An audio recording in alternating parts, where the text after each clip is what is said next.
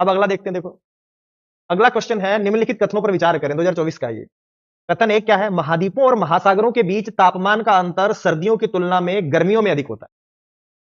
कह रहा है कि कॉन्टिनेंट मतलब महाद्वीप और जो ओशन है, इनके बीच में तापमान का जो अंतर है वो गर्मियों में ज्यादा होता है सर्दियों की तुलना में। दूसरा, पानी की विशिष्ट ऊष्मा भूमि की सतह की तुलना में अधिक होती है। कह रहा है कि जो पानी की स्पेसिफिक हीट है वो लैंड की तुलना में ज्यादा होती है। अब कह रहा है उपयुक्त कथनों के संबंध में निम्नलिखित कथनों में से कौन से सही हैं। फिर तो यहां अब इस क्वेश्चन पे आते हैं कि पानी की विशिष्ट ऊष्मा सतह की तुलना में अधिक होती है, ये बात सही है। और स्पेसिफिक हीट होती क्या है, किसी भी चीज का टेम्परेचर 1 डिग्री बढ़ाने के लिए जो उसे अतिरिक्त ऊर्जा देनी पड़ती है। मान लो कि ये पेन है, इसका टेम्परेचर 22 डिग्री है। अब इस 22 डिग्री से इसके टेम्परेचर को 23 डिग्री करने के लिए जो एक्स्ट्रा ऊर्जा मैं इसको दूंगा वही स्पेसिफिक हीट। तो जो जल होता है उसको गर्म करने के लिए 1 डिग्री उसका तापमान बढ़ाने के लिए हमें ऊर्जा ज्यादा देनी पड़ती है। तो ये वाला हो गया। दूसरा देखो, अब ये वाला जो देखो, महाद्वीपों और महासागरों के बीच तापमान का अंतर सर्दियों की तुलना में गर्मियों में अधिक होता है, ये गलत स्टेटमेंट है। तापमान में जो अंतर होता है वो सर्दियों में ज्यादा होता है। अब इसका रीजन क्या, देखो इसका रीजन यही यहीं पर है। देखो पानी की स्पेसिफिक हीट ज्यादा है, ये ज्यादा से ज्यादा ऊर्जा को स्टोर करता है। जब गर्मियां आती हैं तो ये अपने अंदर बहुत सारी हीट को स्टोर कर लेता है अपने अंदर, ठीक है। और उसके साथ साथ देखो ये अपने अंदर ये भी गर्म हो रहा है, इसका तापमान भी बढ़ रहा है और लैंड का तापमान भी बढ़ रहा है, तो दोनों का टेम्परेचर बढ़ता है।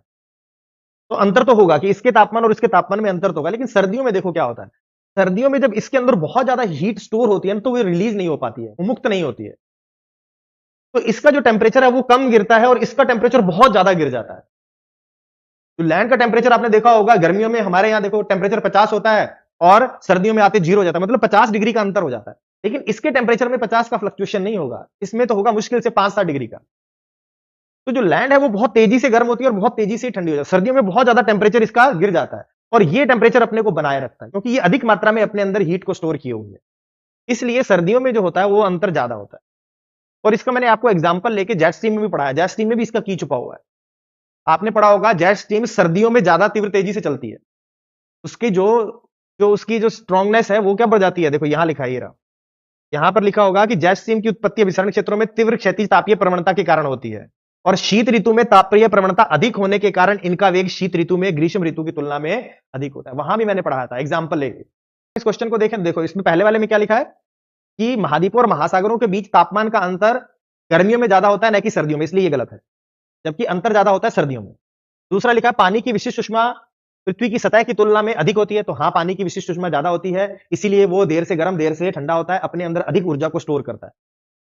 तो ये दूसरे वाला कथन सही है और पहले वाला कथन गलत है। तो ये गलत हुआ, आपका ऑप्शन होगा डी वाला। तो इस तरह से आपको ये क्वेश्चन को